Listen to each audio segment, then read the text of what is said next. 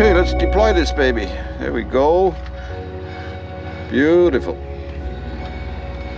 You know what, my other motor guide, I had to run out there, wrestle with it, which was no big deal, but you know, I mean, none of us are getting any younger, and this thing is pretty sweet. What else have we got here? We can then press the button again. If we are getting into shallow water, we can hold the button and we can trim it up. Or we can go down below and hold the button and trim it back down again. And then of course we want to take it back in again. We just hit stow, that's it. Up she comes. More time fishing, less time messing with stuff. And not the cheapest motor in the world, but that's a 72-inch shaft, and it sits there pretty sweet. Very happy. Okay, we're on spot lock up there, which is great. Now we come back to our one boat network Hummingbird here. And you go over into here into accessories, and you see you have the Minnkota settings. So let's go over and see what they have. Navigation, eco mode, slow battery, reminder on, full battery reminder on, this is the one that's the game changer, because now I can see I have 92% left on the battery. You know, lithium, I have got a 30. All your information is in here. It was a bit of a deal actually getting the cable to come back here. I was short maybe 8 inches, and I had to buy a little extension, which is an 8-pin to an 8-pin. But yeah, all your information here. Time remaining 24 hours. I'll give you the time, you know, when it'll go out, but that's no big deal. Battery voltage is 39, and that's the most important one right there. We're at 92%, and having that, knowing like how long we can go fishing for, is really, really worth its weight in gold. Okay, let me give you a couple of pointers or recommendations if you're considering actually putting a Riptide Instinct Minnkota on a Lund Fisherman 2075. Now, first of all, as you can see, this thing is a beast. It is heavy. You know, before you ever consider putting this thing on, you're going to need 3 guys, because to lift this thing up here and line it up, it's pretty heavy. You're not going to do this on your own for a start. Anyway, with the weight and the muscle that it has, one thing you have to consider is, you know, what kind of meat you got underneath here. Now with Lund, they don't give you a whole lot, in my opinion. Right underneath here, all you have is a 1/2-inch plywood holding it up, and this thing is pretty heavy. Now, if the reason why I went for a, you know, what they call the heavy-duty plate, which you can see underneath here, and it extends out the front, the main reason for that is, first of all, strength. But basically, what's underneath it here, in my opinion, I don't think it's strong enough to hold it. What I did was, underneath here, what we did actually is install, and I had it on the previous engine that was in there, and with that one I had the aluminum plate underneath, which extends out to here a little bit here. I had to put some wings on it, but that's what's underneath this. So in other words, you have this, you have the 1/2-inch plywood, and then you have a 1/4-inch aluminum plate, which spreads around this thing here. And, you know, and if I, you know, disconnect it here, you can see that there's 0 flex in that.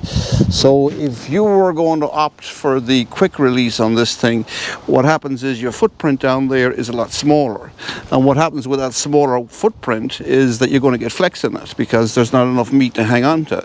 Most of the outside of the engine here, or the motor here, is on the plate, but the center in here is just your area where you hold on to the boat. And in my opinion, it's just not enough. And what'll happen is you'll see it'll flex like this here. And that's what happened with the with the motor guide that I had, even as small as it was.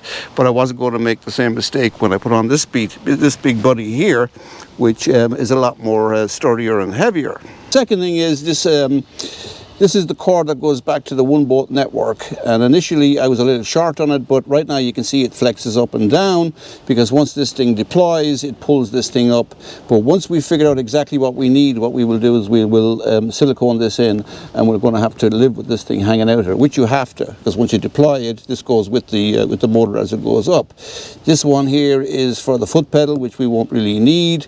We did buy the cord, a heavy duty cord, which is quite nice, expensive, but you know, it's pretty sturdy and it ain't falling out there.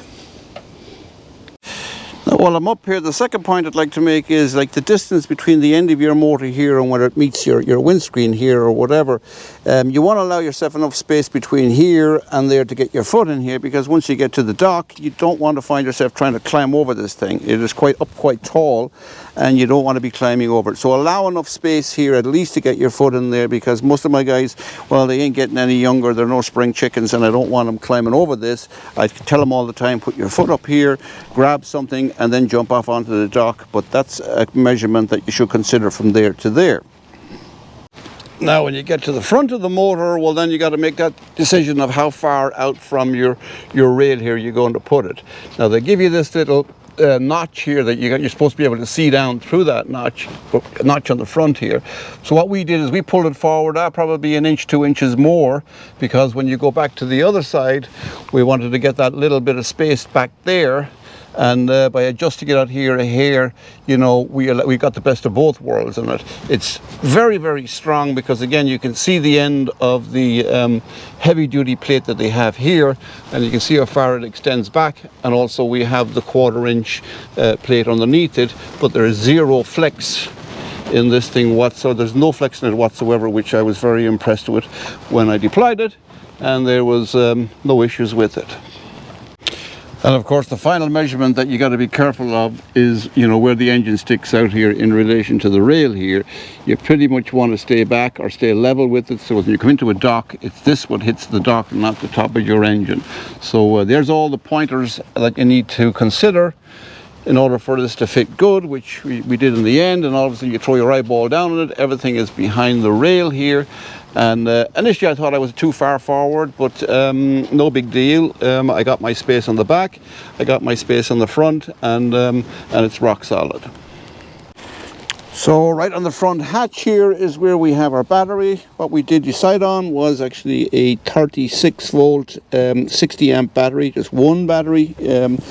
Expensive, but one battery powers the whole thing. We popped the 60 amp breaker up in there, and we got space here. Usually this forward hatch here is usually allocated for tools and stuff like that, but the 36 volt has enough power to run this thing for the whole day.